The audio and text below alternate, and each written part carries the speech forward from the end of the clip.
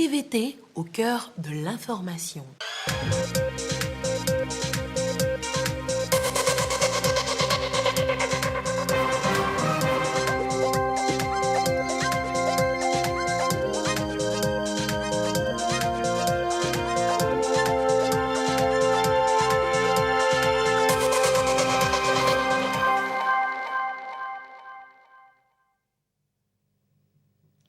Bonsoir à toutes et à tous, bienvenue dans ce journal.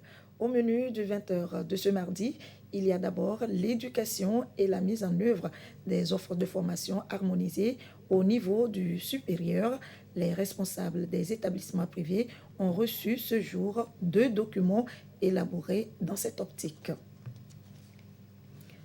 L'agroécologie, la formation des relais paysans sur les bonnes pratiques pour une large diffusion et une adoption massive de ces technologies, c'est pour une meilleure conduite et gestion des apps implantées sur plusieurs sites.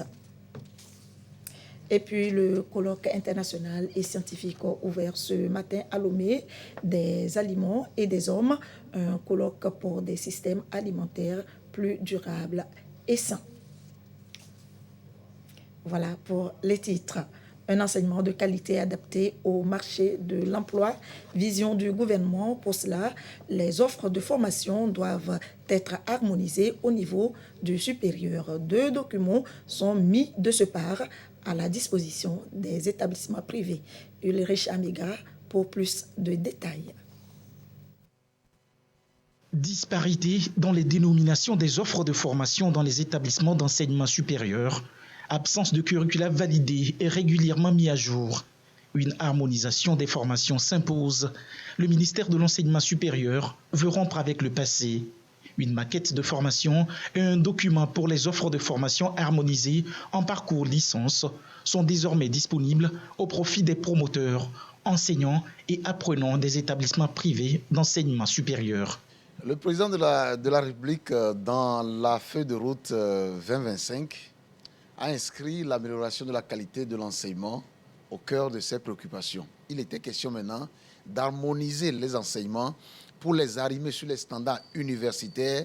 En clair, c'est permettre aux écoles désormais d'enseigner les mêmes matières aux étudiants dans une filière donnée et permettre à ce que les formations et les niveaux des apprenants soient homogènes et équilibrés, arrimés par rapport à ce qui se fait dans les universités publiques, par exemple, et aussi ce qui est reconnu au niveau du CAMES. Un enseignement de qualité adapté au marché de l'emploi, vision inscrite dans la feuille de route du gouvernement.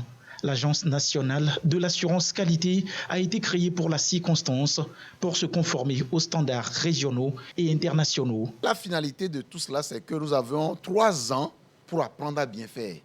À l'issue de 3 ans, nous allons évaluer le système à travers les examens qui sont des examens nationaux.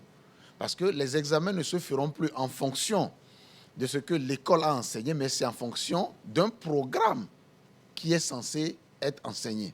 Qu'un diplôme délivré dans un établissement ne soit plus un diplôme à homologuer, mais un diplôme immédiatement reconnu par l'État togolais. Et c'est l'État togolais qui assurera la validité et la qualité de ce diplôme à l'international.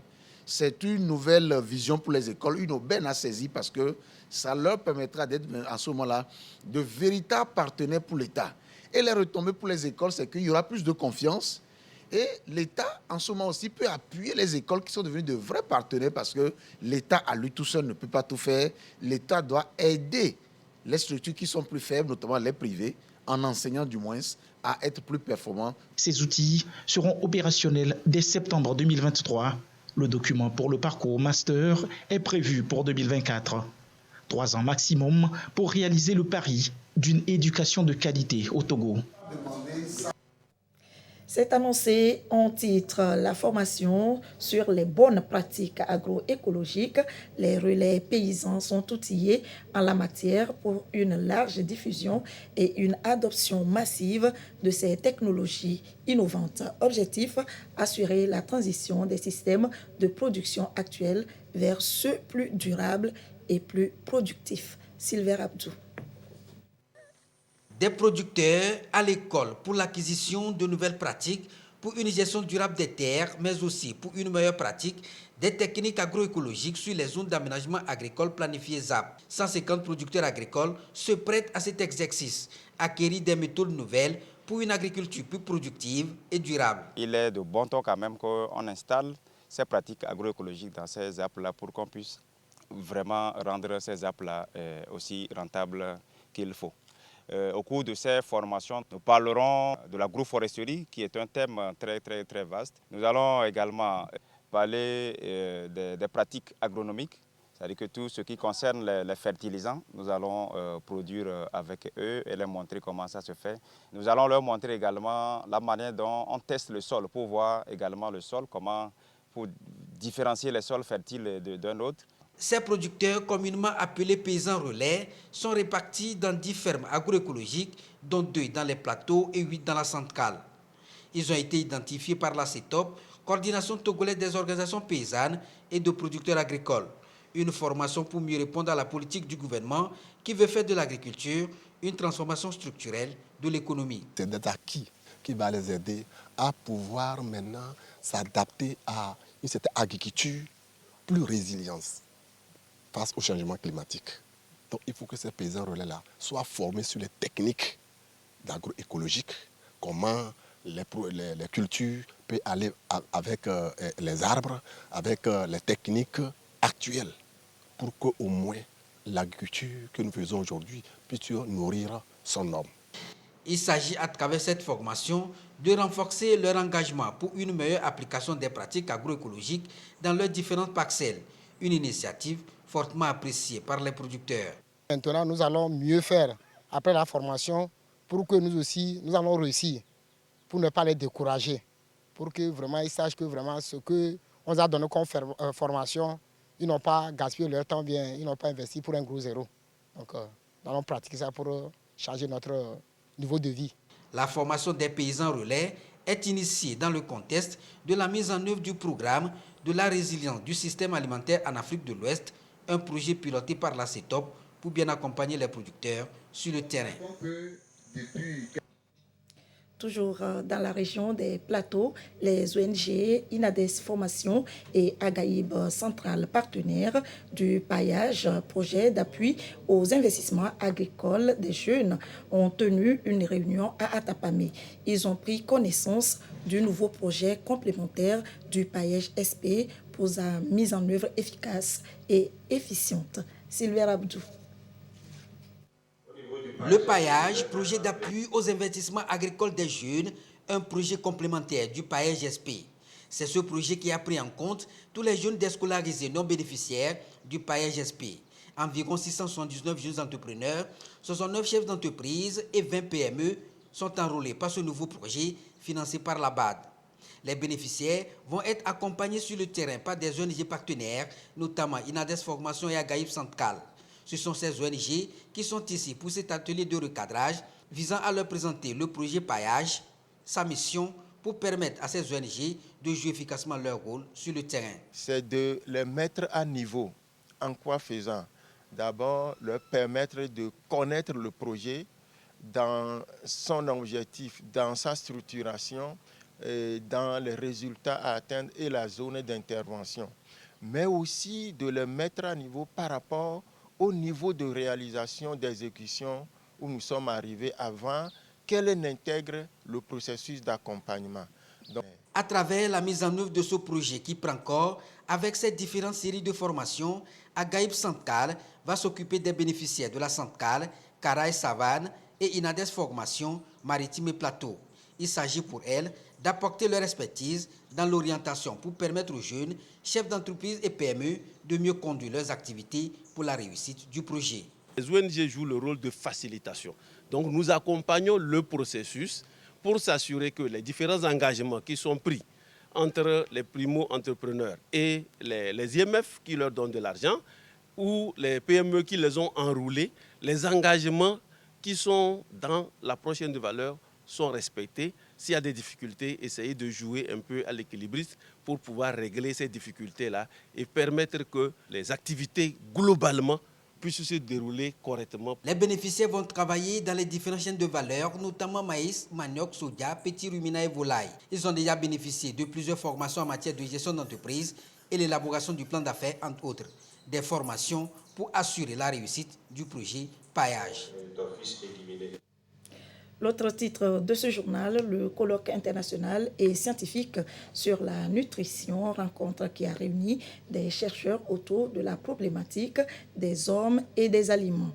Comprendre l'articulation entre nutrition et société, une initiative à mettre à l'actif des promoteurs du festival La Marmite. Marie-Thérèse Nabédé, reportage présenté par Antoinette Romaou. Vauvor. Des hommes et des aliments, une thématique au cœur de ce colloque scientifique et universitaire du Festival de la Marmite FESMAN. Il met en relief l'histoire et les logiques alimentaires, notamment l'histoire du foufou, ses différentes recettes et valeurs nutritionnelles. Ce panel s'est consacré donc à l'histoire des aliments, l'identité des aliments et comment les aliments sont consommés. Il y a eu 3 interventions. La première parle de l'histoire du foufou, les origines du foufou et comment le foufou s'inscrit dans la production, dans la consommation locale. Et il y a eu une deuxième intervention qui a porté sur les cotonois, les pratiques alimentaires des cotonois. Et il y a eu une troisième intervention aussi qui a porté sur le Cameroun, les identités culinaires au Cameroun qui sont variées. Attentifs et captivés par les exposés des professeurs, les participants en tirent des avantages certains. J'ai découvert dans la sous-région, surtout en Afrique de l'Ouest, qu'il y a des différents plats que nous ignorons et qu'il va falloir aller vers ces plats, connaître ces plats. Et c'est encore l'opportunité pour nous les chercheurs de lancer des stratégies et dans la transformation et une manière de capter aussi les consommateurs vers ces plats. Au-delà de son aspect culturel, social et touristique, le FESMAN a aussi une dimension scientifique. C'est un espace d'étude et de réflexion autour du paradigme à adopter en vue du changement du mode d'alimentation. Allez, passons maintenant à la célébration du 1er mai, la suite des festivités dans certains services de la place, la fête du travail à la Caisse nationale de sécurité sociale. Pour cette occasion, les agents ont témoigné leur reconnaissance au directeur général pour toutes les initiatives en faveur de leur épanouissement. Clarisse Acticlé.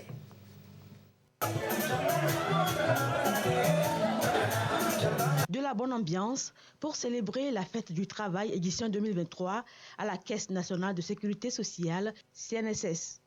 Le personnel de la Caisse nationale de sécurité sociale avec en tête le directeur général Ingrid Awadé a commémoré dans la ferveur le 1er mai, journée dédiée aux travailleurs à travers le monde.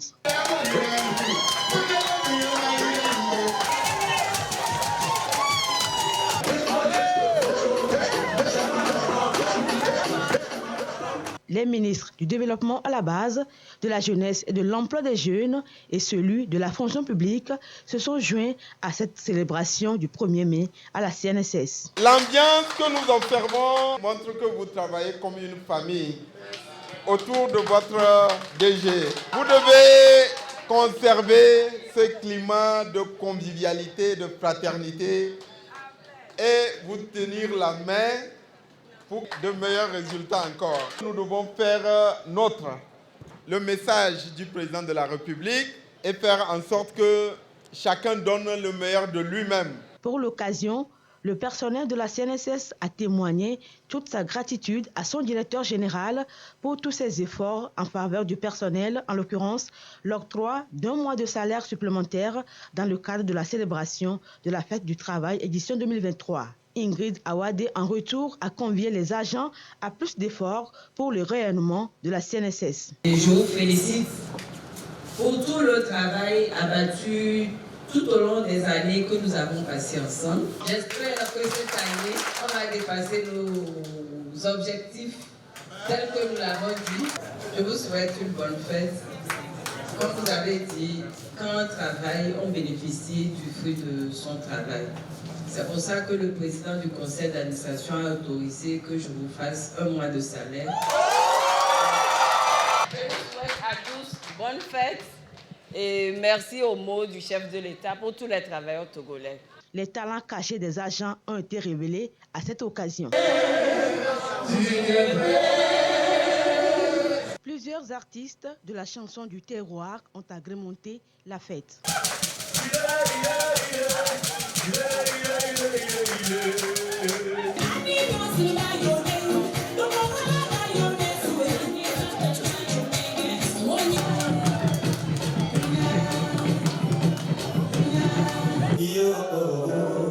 Mon chemin est déjà tracé avant que je ne sois né.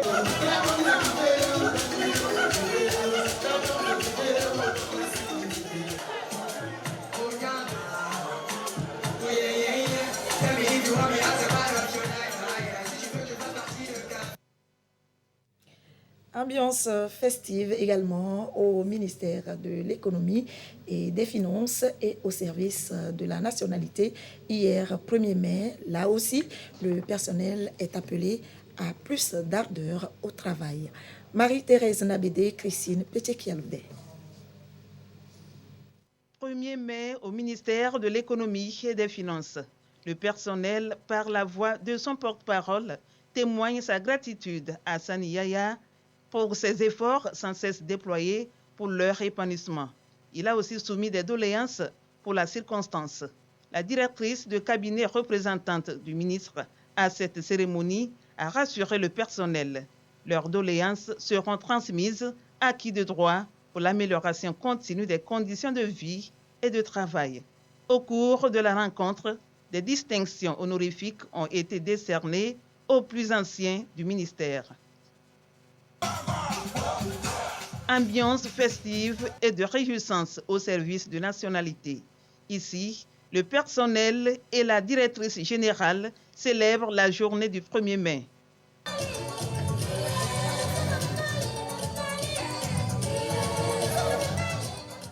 La première responsable Koboyo Tchamdja Pacha a rappelé à son staff qu'il doit toujours cultiver l'esprit d'entraide et de partage au travail. Ils ont aussi partagé un mets, un signe de solidarité et de fraternité. Voilà pour le reste des activités du 1er mai à Lomé. Un mot sur l'actualité internationale. À présent, au Soudan, un accord a été signé entre les généraux pour une trêve de 7 jours. Les combats ont fait plus de 500 morts, principalement à Khartoum, et des milliers de blessés. Les tentatives pour sortir le Soudan du chaos se multiplient. Une nouvelle trêve de 7 jours à compter du 4 au 11 mai a été annoncée par le Soudan du Sud. De son côté, la Ligue arabe poursuit sa médiation. Mardi, le ministre égyptien des Affaires étrangères Sameh Choukri recevait au Caire le représentant du général Al-Bourhan. Et pendant que leurs émissaires négocient sur le terrain, les belligérants poursuivent les combats. Des coups de feu aux alentours de l'aéroport de Khartoum secouaient ce 2 mai la capitale, forçant certains riverains à se barricader, la solution pour échapper à la fureur des pilleurs. Depuis le début de la crise, les pillages sont nombreux, banques, commerces et autres sont passés au peigne fin. Sur ces images provenant de Omdurman, ville jumelle de Khartoum, des hommes sortant avec de gros sacs d'une succursale de la banque. Depuis le début du conflit, l'ONU estime à plus de 100 000 le nombre de personnes ayant fui vers les pays voisins et ceux qui restent endurent des pénuries d'eau, d'électricité, de nourriture. Un désarroi qui contraste avec le calme qui règne dans le Nord-Soudan à 415 km de Khartoum. Ici, la ville est entièrement sous le contrôle de l'armée et il n'y a pas eu d'affrontement entre celle-ci et les paramilitaires, se réjouissent les habitants de Dongola. Dieu merci, les choses sont calmes ici et que Dieu protège notre pays et son peuple. Nous souhaitons la bienvenue aux personnes qui sont arrivées de tous les États et nous sommes très honorés de les avoir avec nous. Nous prions Dieu d'améliorer la situation du peuple et du pays. Les déplacés internes affluent en masse et contrairement à Khartoum, à Dongola, les marchés sont encore ouverts, même si certains habitants pointent du doigt une absence de contrôle des commerces. Dieu merci, l'État ici dans le Nord-Soudan est encore présent, mais il y a quelques lacunes comme le manque de contrôle sur le marché. N'importe qui vend comme il veut. Le gouvernement devrait résoudre ce problème. À Dongola, la capitale du Nord-Soudan, la vie suit son cours et les coups de feu de Khartoum n'ont pas stoppé les habitudes de la population. Match de foot dans un stade couvert alors qu'à quelques kilomètres de là, plus de 500 personnes ont déjà perdu la vie. Page santé au Togo, la lutte contre le paludisme, la Global Health International Institute lance officiellement ses activités et qui portent sur l'élimination du paludisme, des activités qui combinent recherche et formation des acteurs objectifs, parvenir à 0 cas de paludisme en Afrique. Sandra Gauthier, Clarisse Atticlé. Au Togo, comme partout ailleurs en Afrique, le paludisme constitue l'une des causes de mortalité au sein de la population. Selon l'Organisation mondiale de la santé, 619 000 cas de décès ont été enregistrés en 2021. Global Health International Institute, avec son Global Protect Initiative, apporte des solutions innovatrices pour l'éradication du paludisme. C'est un concept novateur qui vise la réduction de la transmission communautaire du paludisme. Et ceci à travers l'engagement des communautés, à travers le renforcement de l'appropriation des communautés dans la lutte contre la maladie. La séance de travail rentre dans la philosophie de l'engagement communautaire. Donc, nous sommes avec des responsables et des membres des organisations de la société civile qui sont déjà en contact avec les populations et qui font les activités communautaires, notamment l'hygiène et l'assainissement du milieu. À l'ordre du jour, des séances de formation et de partage de connaissances à l'endroit des agents et partenaires sur des plans stratégiques nationaux. Le Programme national de lutte contre le paludisme, PNLP, réitère son engagement aux côtés de la GPI. Il est temps qu'on implique la société civile dans la lutte contre le paludisme. C'est vrai que depuis des années, beaucoup de stratégies ont été mises en œuvre. Donc, nous sommes rendus compte qu'il est temps aussi que nous impliquons massivement la société civile.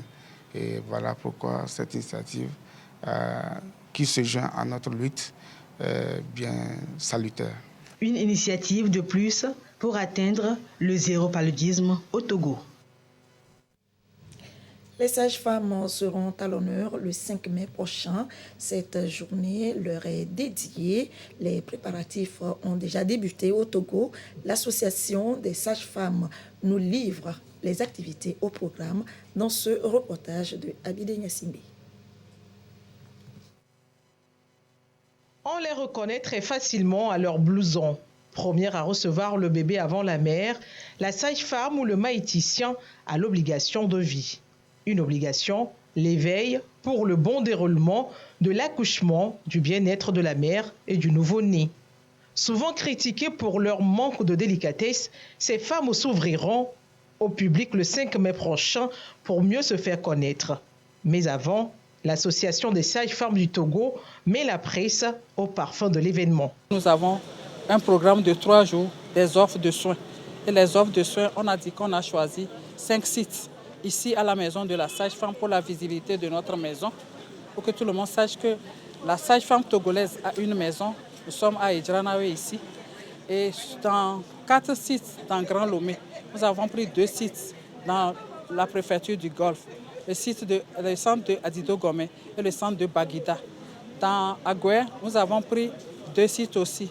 Le centre de Togblekopé et le centre de Agouer de Makwe. C'est là-bas que se feront les offres. Et nous invitons toute la population, surtout nos sœurs. C'est pour les dépistages des cols du cancer du sein et du col de l'utérus. Ça se fait gratuitement sur 3 jours. Aujourd'hui le 2, demain le 3 et jeudi le 4. Nos équipes sont mobilisées sur le terrain. Elles attendent les femmes. Elles n'ont qu'à venir se faire dépister. Surtout pour le cancer de col, quand il y aura dépistage, il y aura une prise en charge aussi. Ne plus mourir en donnant la vie, c'est l'objectif visé par le président de la République, Faure Eswazina Nyassimbe, à travers la création des écoles de formation de sages-femmes dans toutes les régions du Togo. Aujourd'hui, on compte 1043 sages-femmes réparties sur toute l'étendue du territoire. Les secrétaires, eux, ont récemment célébré leur fête. Une journée spéciale leur est consacrée le 20 avril de chaque année. Les membres du cercle des professionnels du secrétariat et de l'assistanat du Togo ont échangé à cette occasion sur l'intelligence financière dans l'exercice de leur métier. Edwige Atapa Bassabi, Clarisse Atiklé. Il n'y a pas d'entreprise sans secrétaire. Ils sont partout, dans toutes les institutions et organisations, qu'elles soient publiques ou privées. Les secrétaires jouent un rôle très important dans la bonne marche d'une structure. Elles veulent être plus dynamiques dans leur travail et mettent donc l'accent sur l'intelligence financière à cette rencontre. Chaque troisième jeudi du mois d'avril, nous avons l'habitude de nous retrouver et de parler, de discuter autour d'une table de notre métier. Nous invitons les frères et sœurs qui sont toujours sur les bancs. Nous les motivons à choisir ce métier noble qui vraiment donne de la fierté. Il est comme tout autre métier et ça épanouit. Ce n'est pas un métier facile, mais avec le courage, la patience et surtout la volonté, vous y arrivez. On n'est pas seulement des gens qui saisissent, on apprend aussi. On apporte aussi, on prépare aussi des réunions et on aide nos patrons dans des prises de décision. Ils sont tous membres du cercle des professionnels du secrétariat et de l'assistanat du Togo, CEPROSAT, un regroupement qui œuvre pour la promotion de la fonction de secrétariat au Togo. À cette rencontre, les secrétaires sont une fois encore interpellés au travail bien fait. C'est une journée au cours de laquelle les professionnels de ce métier se regroupent. Et souvent autour des discussions constructives. C'est aussi l'occasion de faire, si je dirais, l'autopsie de notre métier et voir les pistes d'évolution de ce métier. C'est l'unique association au Togo et donc elle regroupe tous les assistants et secrétaires de tout le pays. Nous avons plus de 500 membres, dont 400 membres actifs. Leur défi désormais, faire face aux nouvelles exigences du métier dans un monde en perpétuelle mutation. La célébration de la Journée internationale des secrétaires est aussi une occasion d'appeler les jeunes à s'intéresser au métier de secrétariat et d'assistanat de direction. La 5e édition de la Semaine nationale d'éveil citoyen, la jeunesse face à la consommation des substances nocives, enjeux et perspectives pour une éducation constructive, thème de l'événement retenu par l'association Jeunesse étudiante catholique du Togo. Esther Diato, Sandra Agbouche, Yasmine Kodjia. Des jeunes interpellés sur le danger lié à la consommation des stupéfiants. La drogue, le tabac, la chicha, l'alcool, entre autres. Des substances nocives qui affectent l'avenir de la jeunesse et les empêchent d'apporter leur pierre au développement du pays. La fête de l'indépendance a été saisie comme opportunité pour sensibiliser la jeunesse. Nous avons remarqué que dans nos établissements aujourd'hui, les élèves s'adonnent à la consommation des drogues pour stimuler peut-être pour eux leur cerveau à être plus efficace. Au contraire, ça diminue notre quotient intellectuel. Il faudrait que la jeunesse soit consciente. Il faudrait que la jeunesse sache que la consommation des substances n'est pas bonne pour sa santé mentale. Les jeunes ont appris à cette rencontre comment identifier les substances nocives. Ils ont identifié les différents types et les différents impacts sur leur vie. Il est important de savoir que toute personne est à encourager dans la lutte contre la consommation des substances nocives, surtout ceux qui sont déjà dedans. C'est vrai que parfois on les laisse, des fois on se dit qu'ils sont déjà dans le mal, même si on leur parle, ça ne va pas aboutir à quelque chose. Mais il est important de savoir que faire le premier pas est nécessaire pour aider une personne petit à petit à sortir d'un fléau, à sortir d'une situation difficile. Citoyenneté, civisme, cohésion sociale, développement durable sont les valeurs que la jeunesse étudiante catholique prône au sein de la jeunesse togolaise. Et elle est prête à tout mettre en œuvre pour faire des jeunes de véritables acteurs de développement dans le pays. C'est plaider pour tous ces gosses en exil. C'est aussi plaider pour tout. Nous revenons sur les activités du 1er mai. Le personnel de l'Office togolais des recettes n'a pas dérogé à la coutume. La célébration du 1er mai, fête du travail, c'est autour d'un repas convivial que comité de direction et agents se sont retrouvés pour fêter et faire le bilan de 12 mois de travail. Carmen Madje Akapo.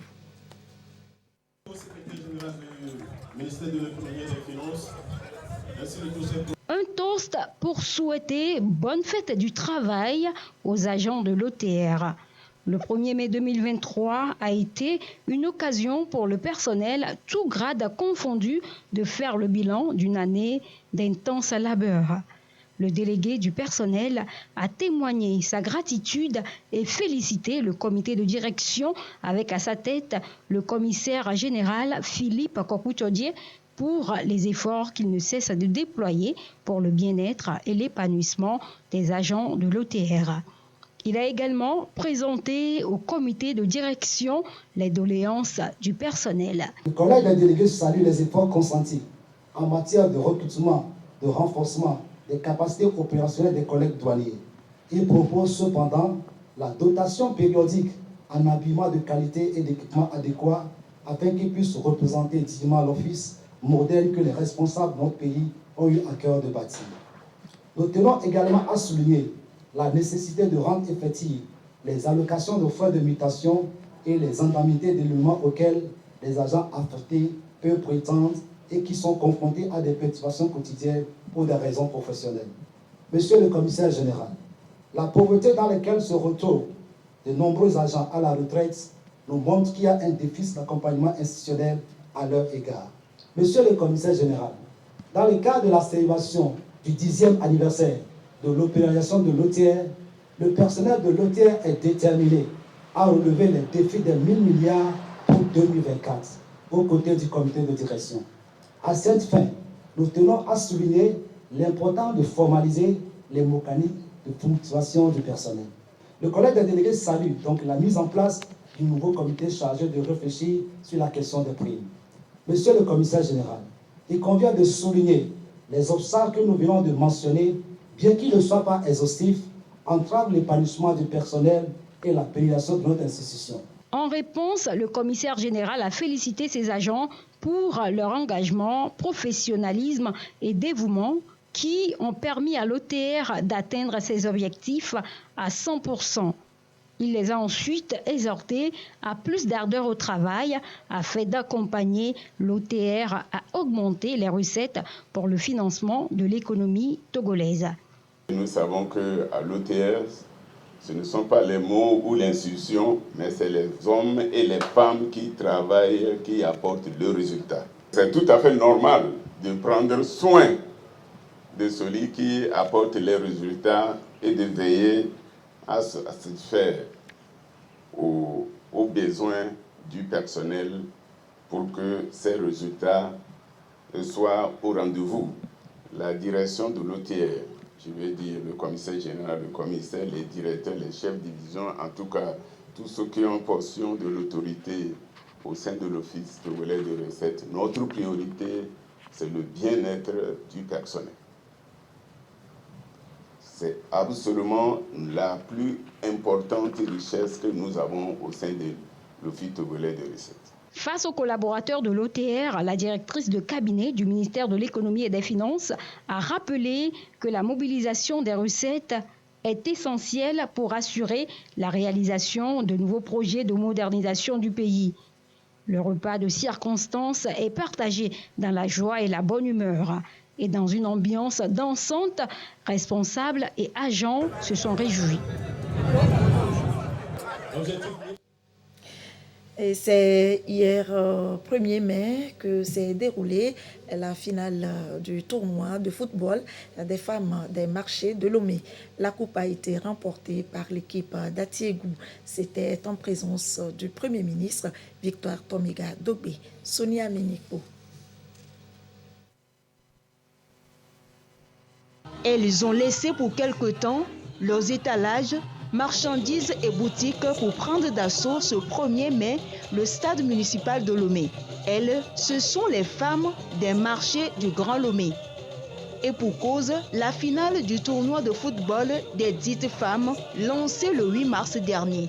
La rencontre a connu un cachet spécial avec l'arrivée du Premier ministre Victoire Tomega Dogbe qui a par la même occasion donné le coup d'envoi de cette finale qui a mis aux prises l'équipe de l'Egbasito en bleu à celle d'Atiégou en jaune-blanc. Dès l'entame du jeu, les femmes du marché d'Atiégou concèdent l'ouverture du score, un but marqué contre son camp. Les jaunes et blancs ont essayé de revenir au score, mais en vain.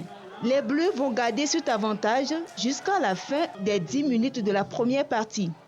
À la reprise, les femmes d'Atiégou rétablissent la jonction grâce à cette frappe. L'équipe de l'Egbasito 1, Atiégou 1. Et c'est sur ce score d'un but partout que prend fin la finale renvoyant les deux équipes à la séance de tir au but. Ultime épreuve remportée par les femmes d'Atiégou, 3 tirs contre 1. Je suis très en joie. Je ne peux pas l'exprimer. C'est la première édition et on a remporté ça. C'est une forte joie pour nous. On s'entendait puis on se préparait depuis. Lorsque Madame le ministre a lancé le tournoi, on a déjà commencé à faire les entraînements chaque mercredi, dimanche. Donc on est préparé. En prélude à cette finale, 2 matchs d'exhibition ont été joués. Mais l'attraction reste le match des femmes du marché d'Adidogome Asieye avec pour capitaine le ministre des Sports et des Loisirs, Dr Lydie Bessikaman, et celle de l'Union des marchés du Grand Lomé. Match soldé par un nul, 0 but partout. Ce match de football a connu plusieurs étapes. Nous avons vu 2 matchs d'inhibition et ensuite la grande finale. Et pour moi, c'est une joie pour leur dire merci. Merci pour le travail qu'elles abattent au quotidien, pour le développement économique de notre pays. Et c'est pour ça que nous nous tenons, selon les instructions du chef de l'État, pour pouvoir les accompagner au quotidien. Un prix spécial a été décerné à la présidente de l'association des femmes leaders des marchés du Grand Lomé. Des ballons ont été également remis aux équipes participantes. Et les femmes du marché d'Atiégou soulèvent la coupe. Le trophée est remis.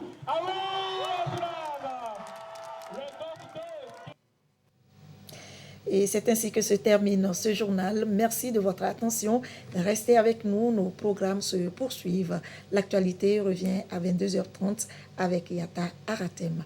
Excellente soirée à toutes et à tous. À demain.